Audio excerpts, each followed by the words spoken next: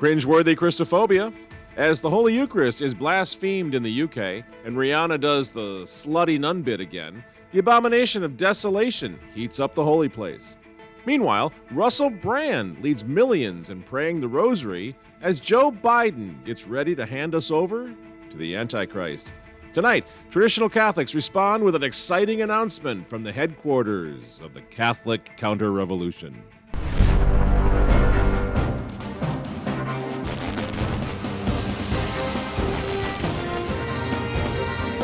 Good evening, ladies and gentlemen. I'm Michael Matt. This is the Remnant Underground. We have got a big announcement to share with you tonight, a little later in the show. Really excited about this. But first, I want to start off tonight with a quick question, which I guess directly ties into this big announcement that I'm so excited about. And here it is. What is with all of the Antichrist, anti-Christian, cringeworthy, stupid, childish attacks that go on all over the world, all over the internet, 24/7, day and night? Right? What is it? I mean, we're now in 2024. Our brave new world never stops bragging about how enlightened we all are, how we've moved beyond the superstitions of the old order. We've gotten past Christianity and all of that rot. We follow the science. We've grown up. We don't believe in the Bible stories or in angels, heaven and hell, all that nonsense, right? And yet, they never stop talking about those things, do they? But this isn't humour. This is a hate crime. This is something that's right at the heart of what we believe as Catholics, and it's so precious to us that the mockery of it is as deeply offensive as one could imagine. It is the equivalent of drawing rude cartoons of Muhammad. Why should it always be that Christians can be mocked, but everybody else is entitled to some degree of dignity? Try mocking Muhammad in Iran or Saudi Arabia and tell them it's a bit of irreverence. Try mocking the Communist Party in China and see if they think they have a sense of humor. Try mocking Putin in Russia on the grounds that you're just being humorous. Why should the hate crimes aimed at Christians be the only ones that people are exempt from being responsible for? It's really profoundly offensive and it should be stopped. You know, this guy, Dr. Ashenden, for example, before his conversion to the Catholic faith, he was a chaplain for the Queen of England. He's no idiot. He was an Anglican, he's now a Catholic. But he's been around for a long time, in other words. He's not some church lady who can't handle a little joke at the expense of Catholics. But see, the thing is, as he points out, rightly so, this is not a joke, friends. This is not funny, right? I mean, we really have to label it for what it is. This is inherently satanic. It's inherently Christophobic. It is straight up evil. And that, by the way, is why I'm pleased to announce that Dr. Ashenden will be speaking now at the Catholic Identity Conference. This is going to be a humdinger this year. He's going to be at the Catholic Identity Conference out in Pittsburgh in September. So come on and chat with him. Right down here, in fact, in the description, you can click and join. I think there's some seats left for that. Because the thing is, friends, we've got to come together. We've got to come together. We do the short pilgrimage in a few weeks now, where the social kingship of Jesus Christ is proclaimed loudly for 3 days. You got people that are out there trying to return fire, trying to form an army of God, right? Good things are happening. But we have to ask this really basic question, because sometimes there's a temptation. Well, you know, we like Latin masses, and that's what we're all about. And we do. But really, it's important to put everything that we're talking about and everything that we believe in the context of this massive war that's going on all around us. A war for civilization, over civilization. How is this going to end? Is this the ultimate dethronement of Christ the King? Are we going to even survive this as Christians? I'm talking about physically survive it as Christians. What is it all about? What is it about Christianity still in 2024 that the enlightened ones are still so afraid of? Why won't they let it go? So what this tells me, friends, is that the war certainly isn't over. We may sometimes think it is, because it feels like everything Christian is over. We live not only in a post-Christian, but an anti-Christian. Well, it's true. We live in an anti-Christian world. But the thing is, the enemies of the cross are principalities and powers. And we say these things, but I sometimes think we don't actually think about them. We don't actually believe it, but it's true. It's true. They are principalities and powers, and as such, they have long, long memories. These forces put Christ to to death on the cross once before. And what happened? Christianity has been rising from the ashes of new world orders for millennia. And guess what? These forces right now in the world in which we live in 2024, they fear that it's going to rise again. How about that? If we really believed that, we would begin to understand what's happening all around us. They obviously don't think this is a slam dunk. If they thought it was a slam dunk, they would be ignoring us completely by now. But they're not. They can't stop talking about us. They can't stop acting against us, persecuting our kids. They can't stop. They're getting desperate. Otherwise, just shut up and let us die out. But they won't. They can't. And that's why we see it everywhere around us. It's only getting worse. There's some delicate young thing, Walter, called Rianna. I don't know what Rianna is. Yep. You know, some sort of a singer. I don't know when she was big or how big she is or whatever. I don't care. But there's Rianna now. She's out there. She's doing the old slutty Catholic nun bit again. She recently had this photo shoot dressed as a slutty nun because there's literally nothing else you can come up with. For some reason, these pop stars, they never say, you know what's a great idea? Let me mock Islam, for example. Let me dress as a slutty hijabi. Let me put on a hijab or a niqab, but make it promiscuous. They never do that. Hardly do we ever see these celebrities go out and mock Islam, Judaism, Buddhism, Hinduism. So this kind of blasphemy and the sexualization is totally fine as long as it's with Christianity. And it's showing her audience, especially the younger girls that follow her, right? It's totally fine to mock religious figures. And this is the funny part because they always claim to be feminist, right? And then you are dehumanizing yourself, objectifying women in these religious roles. For what? For some attention? Who is the target audience here? Christians you're trying to mock? She has money, or even if she wanted more fame, more money, whatever, you had to dress as a slutty nun. Oh, that's just it, friends. I mean, it reminds me, back when I was a kid, it was Madonna parading around with crucifixes around her neck and dressing up like nuns and doing crazy stuff like that to mock our Lord, right? A few years later, we had the Lady Gaga thing dressed up as a nun. And you gotta seriously ask the question, why are they doing this? Why are they doing this? Are we looking at a demonic manifestation? Oh, I think so. I think it's safe to say that we are. Everywhere you look, it's open season on Christ, on Christianity. Now, last week, we showed you this guy who was out there trashing Christianity. 2,000 years of suffering came to the world. Christian Inquisition, Spain, Portugal, Holocaust, pogroms, from a dream of a prostitute who cheated on her husband. That's it. From that, 2 billion people today follow this idol. Well, that's nice. Thank you very much. You know, that's just wonderful. Just mock the living daylights out of other people's religion. Isn't that nice? This enlightened world of ours, isn't it great? But that was last week's guy. This week, we got another clown. This guy, only his problem is, he's inside the Catholic Church. Let that sink in a little bit, folks. Just check this out. Do you think anybody in that room, that church, believes that that is the creator of the world in that monstrance? What are they doing? What are they doing? This, in my opinion, is far more offensive than the stupid potato chip commercial. And yet that's happening in the holy place. That's the abomination in the holy place. Why? Once again, why?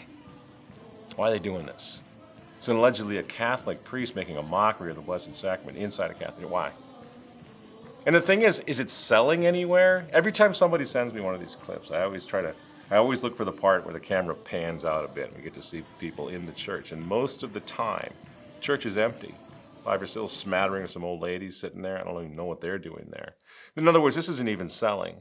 And out in the mainstream, culturally, philosophically, whatever, in media, every serious person in the world, academia, every serious person in that world, Catholic or not, is looking at this stuff and they're going, what the hell? And the problem is this, they go, oh, well, they won't really get it, so we must do away with the Latin Mass, we must do away with ritual, we must do away with the core beliefs we have, and say, well, basically anything goes, and make it more like being at home in the sitting room. But the reason you go to church is not to be at home in the sitting room. You can do that by doing nothing. But once you start having motorbikes and whatever in the church, it's not, in Canterbury Cathedral, they put on a rave, coloured lights and people dancing and all Did they that. have a golden calf on the altar? Just curious. Just curious. You see what I'm saying? You don't even have to be a Catholic to see the absurdity of it, to see that it's dying. Jordan Peterson's wife just converted to the Catholic faith, right? Coming into the church. So the divine element, once again, is still there. People understand what's happening here. It's revolution in the church and the human element that is alienating everyone who's normal, everyone who's sane. So why haven't they changed anything up? Why aren't they going back to the drawing board here? Because it's the same attack on Christ, on Christianity, on the mystical body of Christ that's going on here. The woke Vatican is positively tripping all over itself lately, right? Trying to crush the old, literally now, hocus pocus Latin Mass, right? Hocus pocus. That's from Hocus in Corpus Meum. That's from the Mass, from the consecration. They treat it like it's some kind of a goofy thing now, just the old Latin Mass. That's ridiculous. That's from the Dark Ages. We don't have to take that serious. We got to get rid of that. In fact, it's so bad, it's destroying our little experiment. It's destroying unity in the Catholic. Why? Why are they doing that?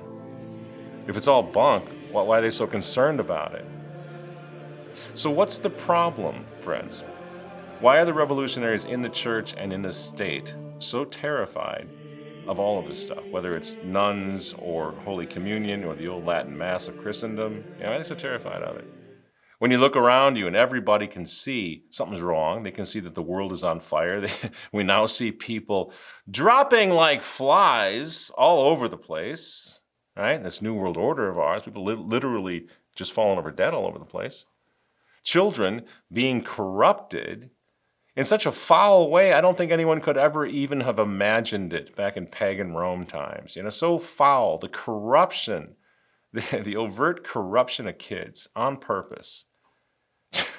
Just the other day, Remnant TV, one of our videos, got censored again by the watchdogs of virtue over at YouTube. You can throw that up on the screen, that little email I got from the folks at YouTube. It says, "We have reviewed your content and determined that it may not be suitable for viewers under the age of 18. Per our community guidelines, as a result, we've age restricted the following content." Now you might say, well, wow, it must have been really offensive. What Remnant TV, what'd you guys do? Well, here's the offending video. Luckily, I have been able to find my faith. And in my faith, I now carry my rosary while I'm on patrol. So if I start to feel overwhelmed, break it out. I unsheathe the sword. So I break it out and I go into a nice quiet corner. I usually find a Catholic church, and I'll park the police car for about a good 5-10 minutes and just say a couple prayers. And if I can get at least a decade of the rosary in. Now, I would encourage you to watch that entire video. This is just a solid cop, a good American, New York City Catholic cop who's got it all together, who's all just perfect for that job, a really good man. But at YouTube, they gotta hide this video so the kids don't see it. And if you want to know what he's all about, by the way, again, you'll have a chance to meet this great guy, Sergeant Hipple, at the Catholic Identity Conference. He will be speaking at this year's Catholic Identity Conference as well, which now we've decided, I don't remember if we announced this last time or not, but we've decided to dedicate the entire Catholic Identity Conference to the social kingship, the social reign of Jesus Christ, for obvious reasons. It's all in the news again. Not because of anything that traditional Catholics particularly did, but because a lot of other people outside the wall are waking up to the importance of Christ the King. We'll get to that in a minute. Well, let's just get back to this video for a second. Think about it. Sergeant Hipple. According to the most powerful video platform on earth. I remember when I was in Catholic school, they would bring guys like Sergeant Hipple into our classroom. Father would bring him in and introduce him to the kids, and we would sit there and he would talk about law and order and being good and good citizens and good Catholics. The police were held up on pedestals. Well, now fast forward 2024, And the most powerful video platform on earth sees a cop like that as a threat to children, with his rosary in his hands and his commitment to die for people in the streets who are suffering, who are in trouble, who don't have the benefit of law and order anymore. That's got to go.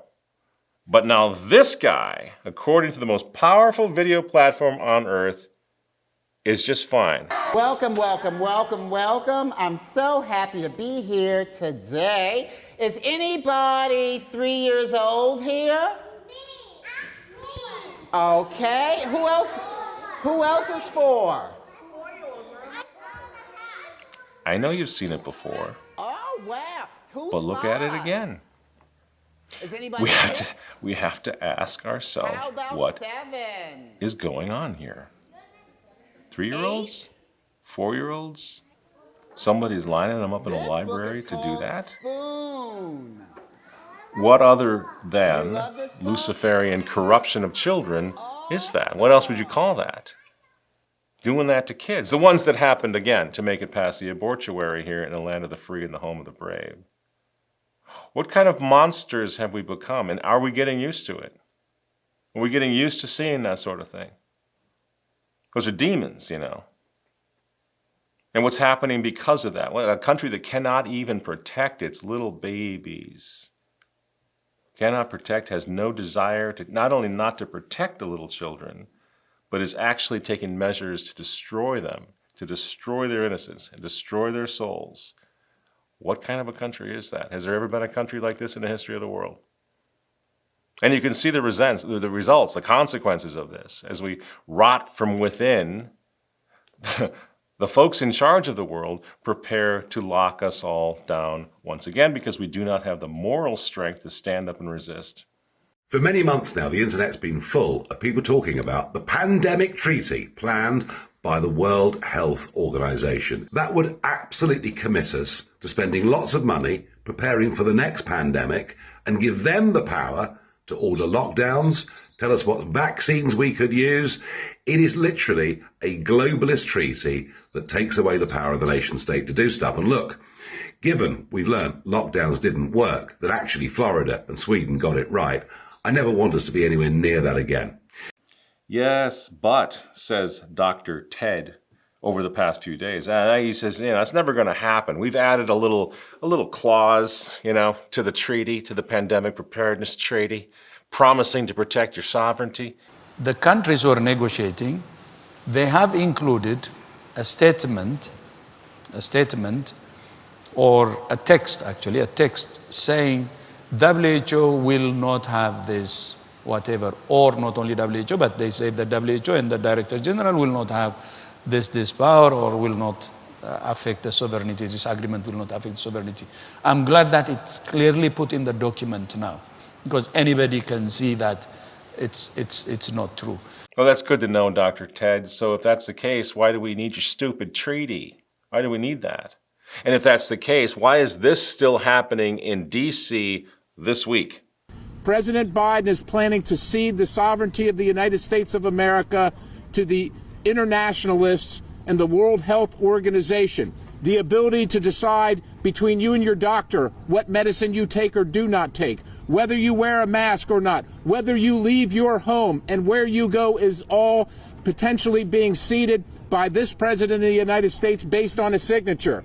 Subverting and disregarding the Constitution of the United States, bypassing the Senate, saying it's not a treaty, doing the exact same thing that President Obama did with the Iran nuclear deal. So last week was an example of us trying to start a conversation. It has to happen. But I assumed that everybody in this audience understands that we understand that we are not looking at something like Donald Trump as a spiritual savior.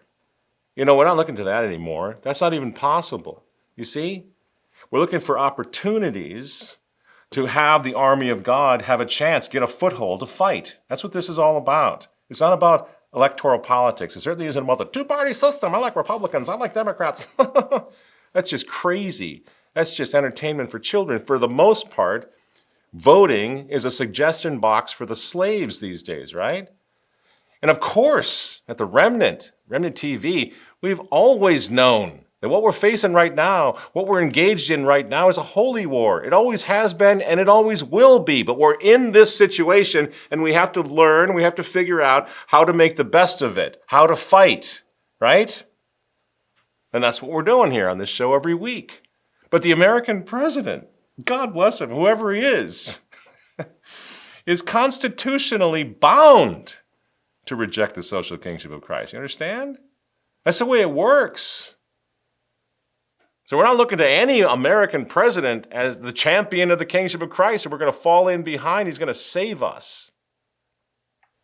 The best we can hope for from one of these guys is that he will simply be American enough to sort of push for laws that at least don't incarcerate Christians and castrate children and slaughter babies quite to the extent as the other guys want to do. You see?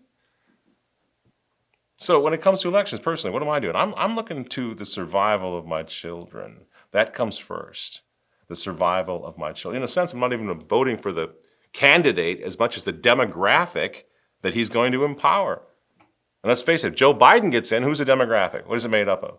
Bill Gates, Klaus Schwab, Planned Parenthood, and just a horde of castrated, cross-dressing, Dylan Mulvaney's. That's it, right? And what are they going to do to my kids? And I have a right to think about that. So I'm looking to keep my kids. I'm keep my kids in a homeschool. I'm looking to keep my kids out of that library we just showed you. I'm looking to keep them out of the Marxist classrooms of America with their masks and their shots and their brainwashing. And I have a right before God, a duty to do whatever I can to keep them out of that situation. So yeah, I'm looking at demographics. Which demographic is about to be empowered to subject my children to a satanic lockdown of soul and body? And I'm talking about born children now. We do have a right to vote in defense of the children who are already born, don't we? We're not just talking about party politics. We're not talking about party politics at all anymore. Republican Party, are you kidding me? Do you think I voted for neocon pro-life George Bush before he went and blew the world up, got us in the situation that we're in now, claiming to be pro-life? Party politics, those days are long gone, friends. We're beyond that now. We're in occupied territory, behind enemy lines. So what we're talking about is self-defense. What we're talking about is survival. And again, not just of unborn babies, but of our born babies, whose lives and souls God Himself has made our first responsibility. But what they want to do in this country over the next few years is take our children, brainwash them, castrate them, and make sure that in the end, they're damned to hell for all eternity. And we have a right to vote to do the best we possibly can to make sure that doesn't happen.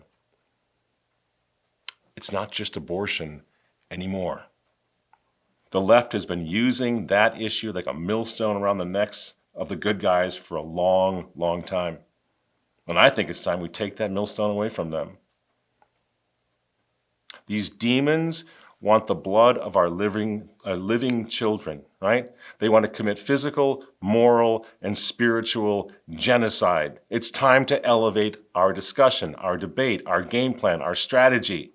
Because no man, no politician, no president can save us from demons with a death wish like that against children. And so the question is, friends, what can we do to leverage the minimal influence that we've got against people who want to legislate the destruction, not just of the unborn, but of the born? What can we do as able-bodied Christian men and women? What can we do to buy time right now for the good people who finally, I think, are waking up that they've been had? Good people who finally saying, holy cow, we really are up against demons now. You know, the only way back is to sort of claw our way through the darkness, following the light of God, right? That's the only way back. They're seeing just hints of that light and trying to find it. And I think it's our job to take the traditional Catholic truth, the doctrine, the dogma, the kingship of Jesus Christ, and to try to bring people into the light, to engage, to bring them closer to the light, so that all of us together can fight back. And you know what's happening, friends? And this should be such a consolation. There's a quickening going on. People are intrinsically sort of following the light. We're going to do something a little bit different. We're going to chant the Holy Rosary. Now, I don't know all of the prayers, like it begins and ends with certain prayers, but today we'll be looking at the chant itself. As you can see, you use the Rosary. This one was given to me by my mate Joe, who said that even though the crucifix is broken, Christ remains intact. You'll note that there are 5 sets of 10 beads with little interruptions. Now, I know that you chant Hail Mary on each of these, and you chant Lord's Prayer and Glory Be on the interstitial pieces. You can join in with me if you choose to, or you can just listen. Plus you can add the additional beginning and closing prayers, which I don't know so well. Let me know what you think of this prayer. Our Father, who art in heaven, hallowed be thy name. Thy kingdom come. No.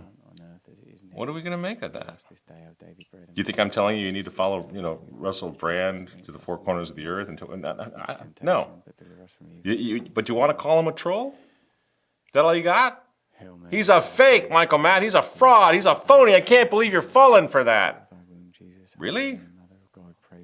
Do you think that since he's spent, and so many of these guys, his age especially, since they spent the vast majority of their lives without any moral guidance whatsoever from the Catholic Church, that they had to muddle through the sex and drugs and rock and roll revolution for all of their lives, now they're a little diabolically disoriented, right? Where have we heard that before?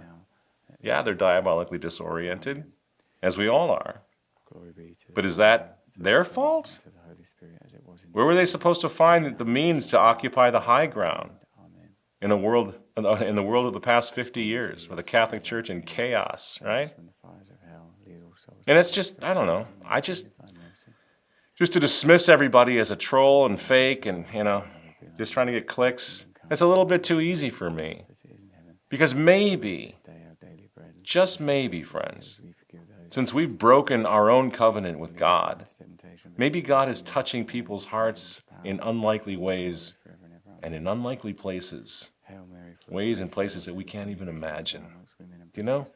He's a good God. He's a merciful God. Maybe people are beginning to actually see the light. Just think about it. A guy like Russell Brand, he has millions of followers. And he's out there right now praying his little rosary in front of every single one of them. Since when does praying the rosary get you clicks on the internet? Why would you do that? Why would anybody in their right mind do that, especially in his world? Maybe we're looking at something else here. And maybe it's time for us traditional Catholics, the critics, I'm sorry, but maybe it's time for us to valet park our high horses and go out into no man's land and meet these people halfway. See what's going on. Ever think about that? It's easy to knock them down, criticize them all. Let's face it, moral superiority is nothing more than envy with a halo, right? It's just so easy. Oh, he's rich, he's powerful, he's got all these followers. We think he's an idiot. Is that the best we can do? I don't think so. I'm getting a little tired of that attitude, to tell you the truth. So I'm gonna leave you with this. Because we're all struggling. We're all diabolically disoriented, right? The church is fading.